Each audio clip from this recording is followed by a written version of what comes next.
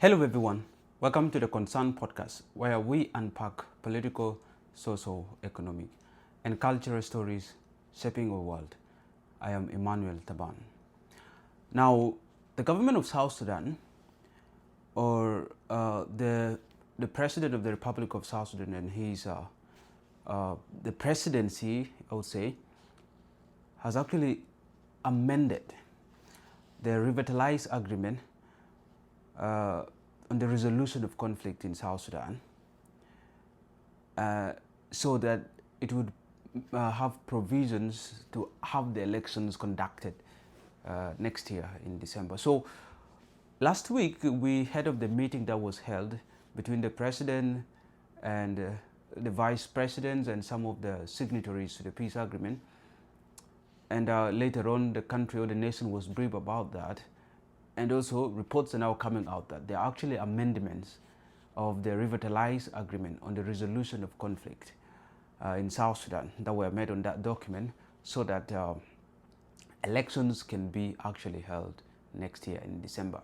And therefore, in this video, I'm going to take you through some of the amendments that were made to the revitalized agreement on the resolution of conflict in South Sudan, and how this might go, as the country seems to be now clearly heading towards an elections next year. But before we proceed, if this is your first time watching a video on this channel, please subscribe, hit on the notification button, like, comment, and if the videos interest you, share with your colleagues. It's a way of making this channel grow, and when it grows, it motivates us to make more videos back to back. And for those who have been supporting us, thanks for doing so. Continue supporting, and we are much grateful for all your support. And as I said, that in this video I'm going to tell you some of the provisions that were made to the revitalized agreement on the resolution of conflict in South Sudan. Now, one of the amendments that were made was that the amendment was made such that the elections that is to be held in 2026, next year, will not be held in accordance with the revitalized peace agreement on the resolution of conflict in South Sudan, the document that was signed in 2018 in Addis Ababa. But the amendments were made so that the elections can be held in line with the transitional constitution of South Sudan 2011. So that means that the election that is going to be held next year will not be in line with the peace agreement that was signed in 2018 or that document, but rather in line with the transitional constitution of South Sudan that was amended in 2011. And the most interesting amendments is that one, they amended that the elections in 2026 will not be held as required by the peace agreement, where they said there is need for a permanent constitution to be made. So according to the amendment, there is no need for permanent constitution to first be established before an election is held. So there is no permanent constitution that is going to be made. I mean, the new amendment has actually thrown the permanent constitution as a prerequisite for an election to the dustbin. That is one. Second of all, there's also an amendment that was created that also throws away the need for housing and population census to be conducted prior to the election.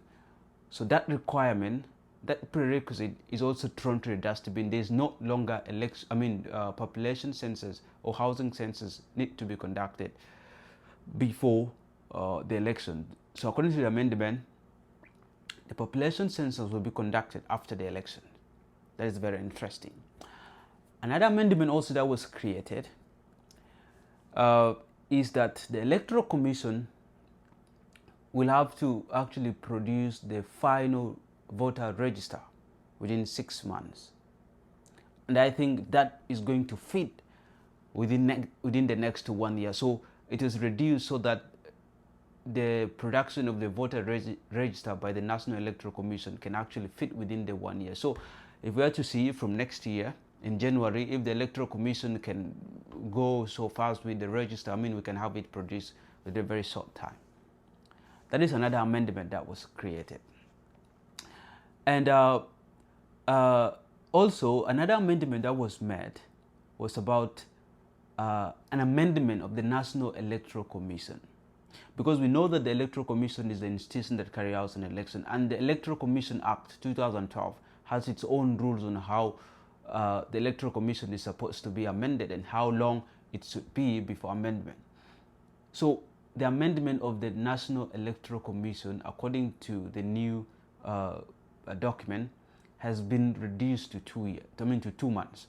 So that means if there is any amendment on the National Electoral Commission, it can only be done in 2 months, and that exactly also fits within the time frame for next year of conducting an election. That is a very interesting thing.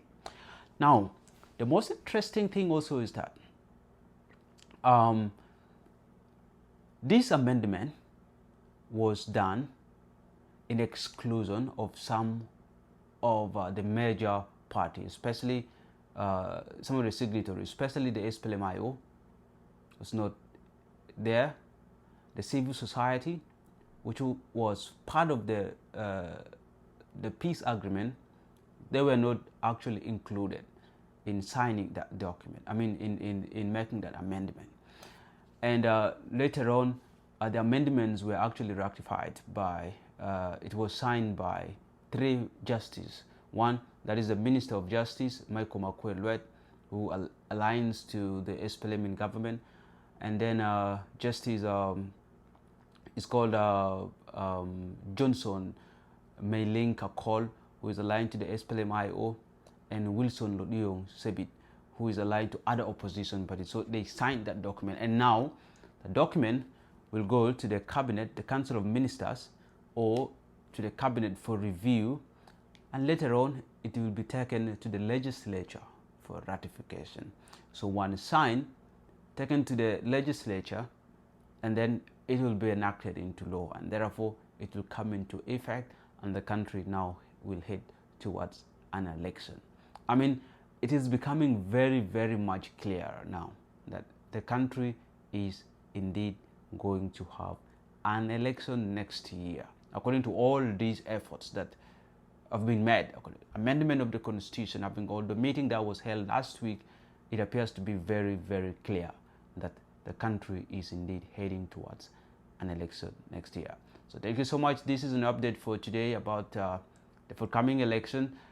And for those who is their first time watching a video on this channel, please subscribe, hit on the notification button so you can get notified of more videos coming.